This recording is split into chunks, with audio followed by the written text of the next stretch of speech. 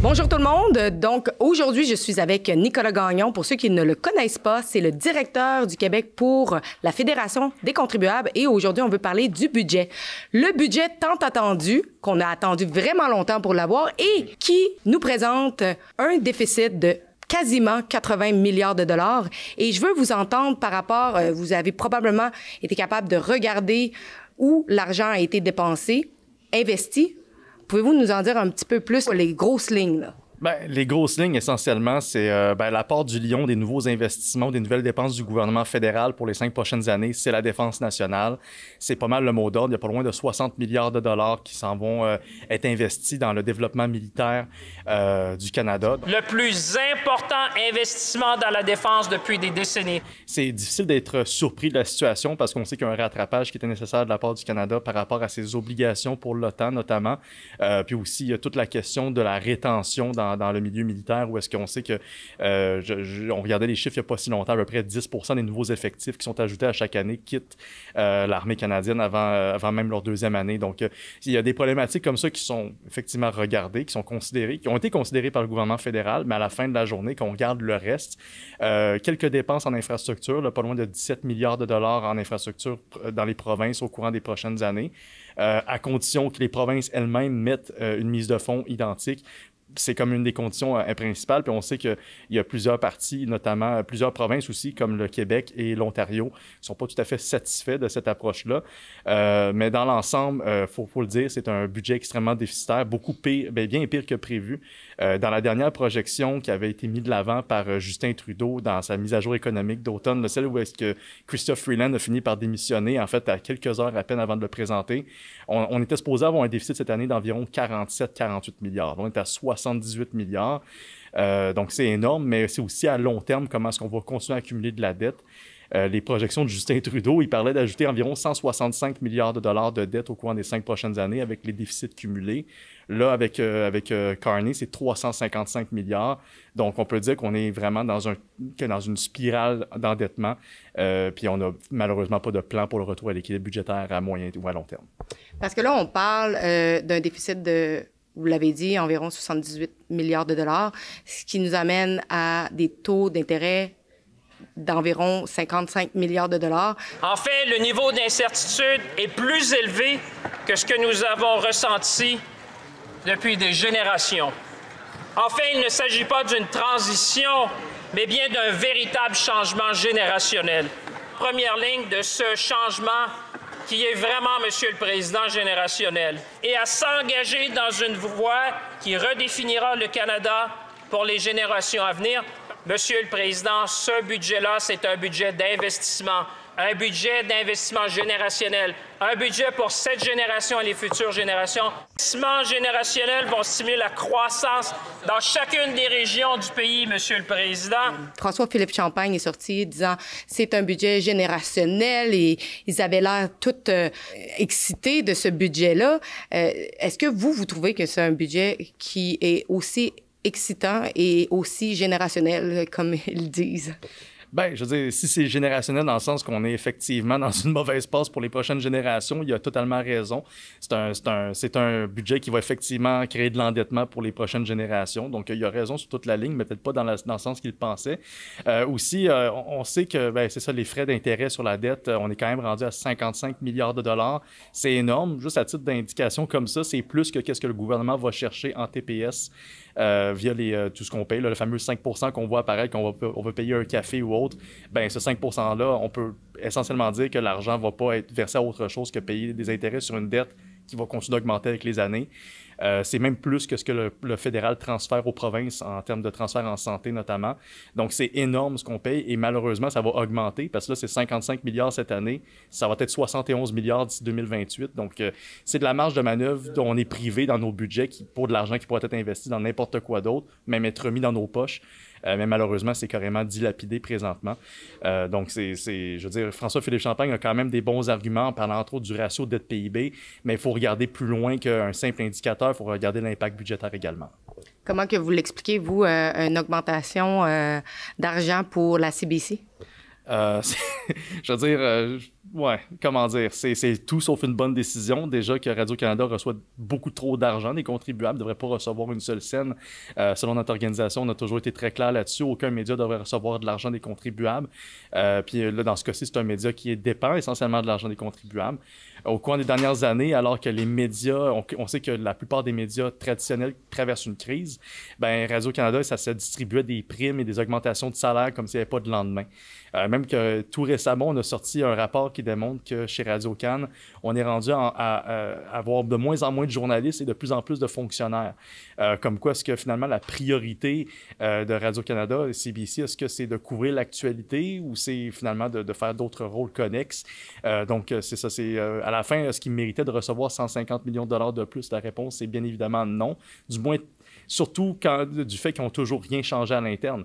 Il n'y a pas eu de tentative de modifier la culture des dépenses, et on a mis de côté les bonus, on le sait, mais finalement, on a remplacé ça par des augmentations de salaire. Fait que finalement, la culture interne dépensière est de moins en moins connectée sur les citoyens et est encore bien présente, tristement, à la limite chez CBC. Et je pense pas que de rajouter l'argent là-dedans, ça va aider grand-chose à part nous faire perdre de l'argent en tant que contribuables. Le budget implique que la future génération va devoir faire des sacrifices. Est-ce que vous pensez que dans ce budget-là, ils ont pris en compte justement le fait que la future génération va devoir payer pour ce déficit qui va être grandissant d'année en année?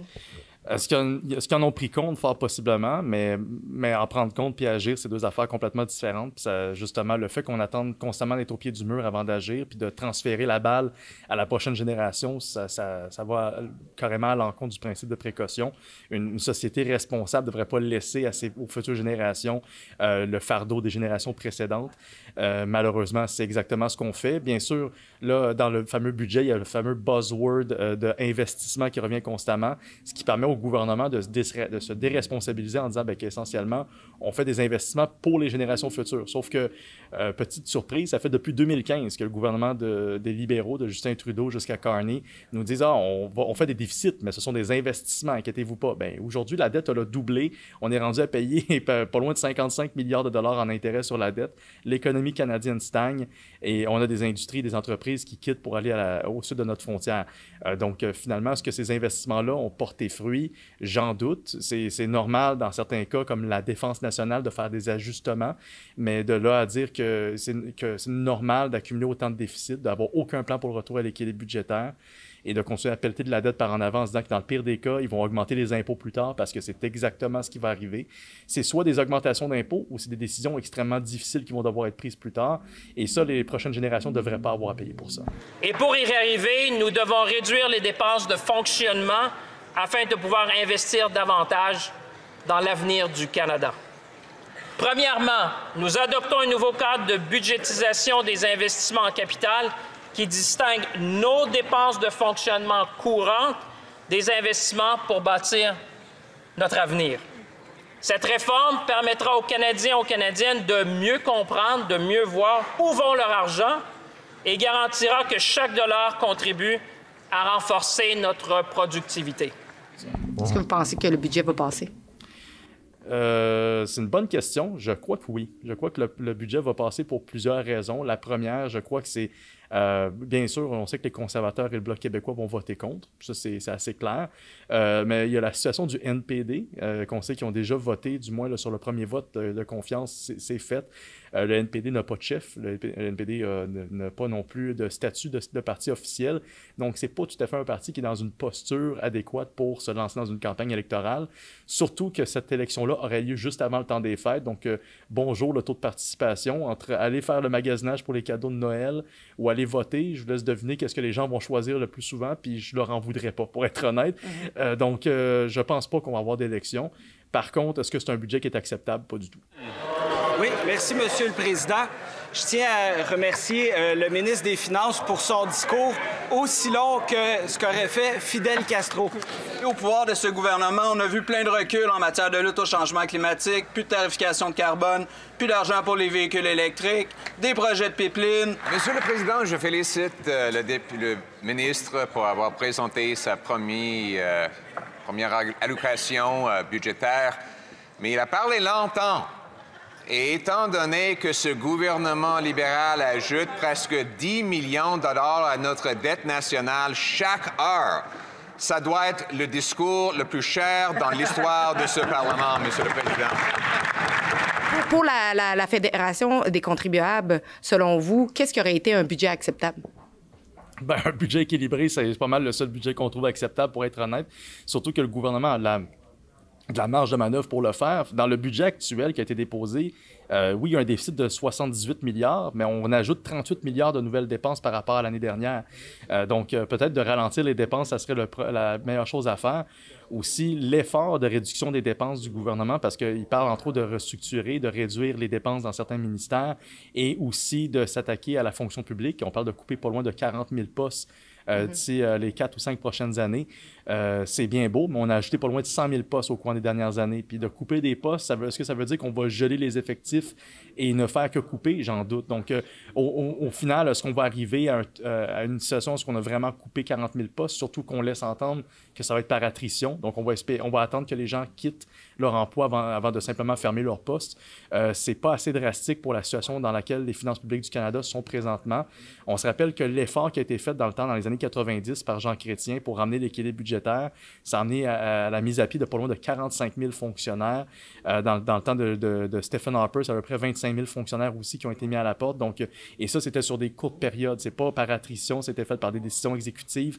Il y a un peu de par attrition également, mais à la fin, on a pris des décisions qui étaient effectivement corsées, qui n'étaient pas très populaires, mais qui étaient nécessaires. Et ça, c'est l'attitude à avoir quand on a des déficits ou plutôt quand on a un budget dans le rouge comme on l'a présentement.